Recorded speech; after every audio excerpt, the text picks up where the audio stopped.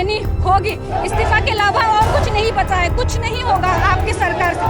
आपकी सरकार से कुछ नहीं होने वाला है। मैं विनती करती हूँ इस्तीफा दे दो। प्रधानमंत्री ने अभी तक पैर कदम तक नहीं रखा है, चू तक नहीं किया, तो कैसे हम उनको अपना प्रधानमंत्री के रूप में अभी हम स्वीकार नहीं कर सकते।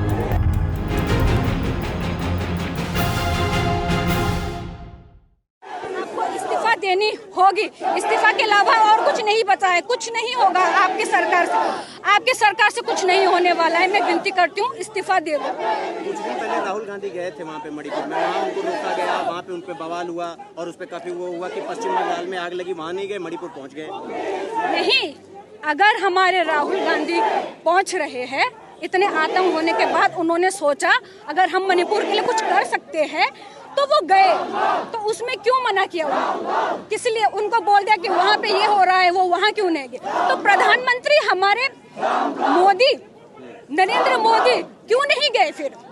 क्यों राहुल गांधी को बोल रहे हैं कि तुम वहाँ नहीं गए, तुम मणिपुर गए, क्यों? ये क्यों बोल रहे हैं उनको? ये तो सही बात नहीं है ना। अगर वो हमारे ये गवर्नमेंट कुछ कर नहीं रही है तो हमारे राहुल गांधी ने सोचा कुछ कर सकते तो गए, हमारे बहुत खुशी मिली। कुछ हो नहीं पाएगा मगर कुछ तो होना चाहिए। उनके राहुल गांधी ने जो निर्णय लिया जाने का, उसमें भी हम खुश हैं। प्रधानमंत्री ने अभी तक पैर कदम तक नहीं रखा है, चू तक नहीं किया, तो कैसे हम उनको अपना प्रधानमंत्री के रूप में अभी हम स्वीकार नहीं कर सकते। पूरी दुनिया को पता है, पूरी जनता को पता है कि मणिपुर में क्या हो रहा है और पूरी इंडिया में क्या हो रहा है, हर जगह क्या हो रहा है। अरे कम से कम बीजेपी वालों अब तो सुधरो, बहुत हो चुका। इतना बर्बाद मत करो जनता को। जो कांग्रेस ने बनाया है 70 साल में, तुम उसको बर्बाद कर दिया।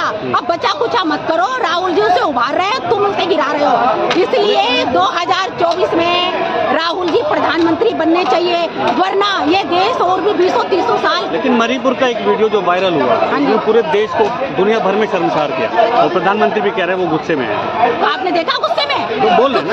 गुस्से में होने वाला बंदा वहाँ होना चाहिए, वहाँ प्रधानमंत्री को होना चाहिए मौजूद। वो वहाँ क्यों नहीं है? वो अपने अमेरिका की रूट कर रहा है, कभी कहाँ का रूट कर रहा है। अरे प्रधानमंत्री है, कम से कम मणिपुर में जाओ और विश्वास दिलाओ जनता को। कोई बात नहीं है, वो एक बार भी गए जनता के अंदर? नहीं गए ना। जाने वालों को भी रोक रहे हैं राहुल गांधी। क्यों रोक रहे हैं? अरे उनको मिली जुली है, वो मिले हुए लोगों से, वो लोगों को बर्बाद करना चाहते हैं, वो देश को बर्बाद करना चाह रहे हैं। अब महंगाई के ऊपर देख लीजिए ना, कांग्रेस के राज में 400 रुपए का सिलेंडर था, बढ़ते थे 1 रुपया 2 रुपया।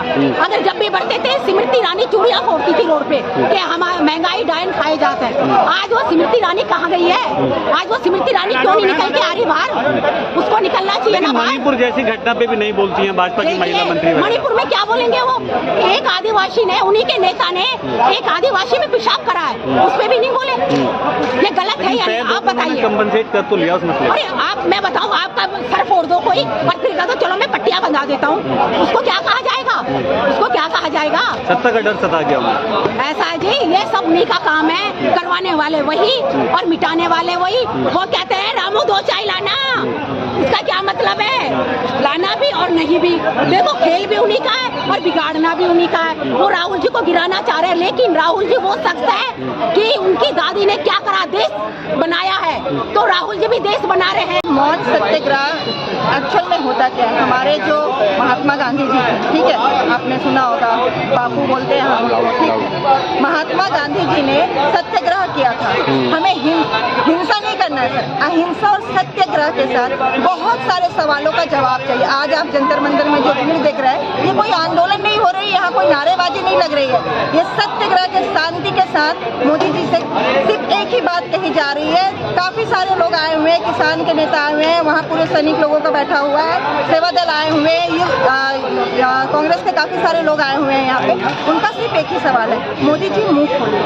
हम आपके साथ सत्याग्रह पे हम बैठे, हम चुप हो जाते हैं, आप मुंह खोलिए, देश के लिए कुछ तो बोलिए, देश के मुद्दे के लिए कुछ तो आवाज उठाइए। हम आज सांसद से माइक म्यूट कर दिया जाता है, बोलने से बंद कर दिया जाता है, तो आज हम बैठ गए हैं सर, हम बैठ गए हैं। आज कौन से मुद्दे हैं जिन पर जो प्रधानमंत्री मौन है? सबसे बड़ी मुद्दा तो सर मणिपुर का है। आप देखिए सर, दिल दहलाने वाली हादसा हुई है।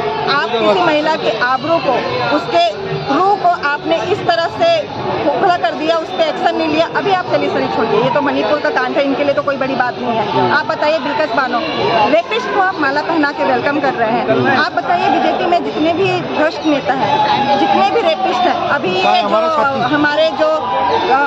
जो हमारे चैंपियंस बैठे हुए थे सर स्ट्राइक पे, ठीक है, ब्रिजमोहन जी को, उसको भी अभी तक अरेस्ट नहीं किया गया सर, उस पर भी कोई एक्शन नहीं है, बल्कि कैमरा के सामने डंके की चोट में बोलते हैं कि हम इस्तीफा नहीं देंगे। किसके दम पे बोलते हैं सर? लेकिन प्रधानमंत्री जो 15 अगस्त के दिन जो है कहते हैं कि नारी शक्ति की बात करते हैं, नारी सम्मान की बात करते हैं, जी इसको कैसे देखते जी, हैं? बिल्कुल बता, नारी शक्ति नारी सम्मान की बात करते हैं, ठीक है सर। मनीषा कांड पे नारी सम्मान नारी शक्ति कहाँ गई? बलात्कारियों को, रेपिस्ट को माला पहनाने में नारी साहब, बोलने में और करने में अंतर है। हाँ, उनकी जबान भले फिसल गई होगी सर, बेटी पढ़ाओ बेटी बचाओ का नारा उन्हीं का है सर, और बेटी बताओ बेटी बचाओ वही कर रहे हैं सर। आज इसकी जितनी भी भ्रष्ट नेता है, आज इसकी माँ कहाँ है इसमें जानी सर? मनमोहन जी की सरकार के टाइम पे निर्भया कांड में तो वो चूड़ी बेच रही थी सर, आप बोल रही थी वो मनमोहन सिंह को जाकर चूड़ी पहन लेना चाहिए, तो आज इतना बड़ा कांड हो गया। उसके पति जी ने बोला कि मुझे शर्म है कि मैं अपने देश को बचाने निकला हूँ, लेकिन मैं अपनी वाइफ को नहीं बचा पाया सर, कितनी शर्म की बात है। उसने बोला उसके पिताजी सैनिक में है सर, उसको कितनी शर्म आई होगी कि मैंने अपनी बेटी को नहीं बचा पाया सर। आप ये बताइए, देश की रक्षा कर रहे हैं, जो हमारी रक्षा कर रहा है, आज उसकी बहन बेटी सुरक्षित नहीं है।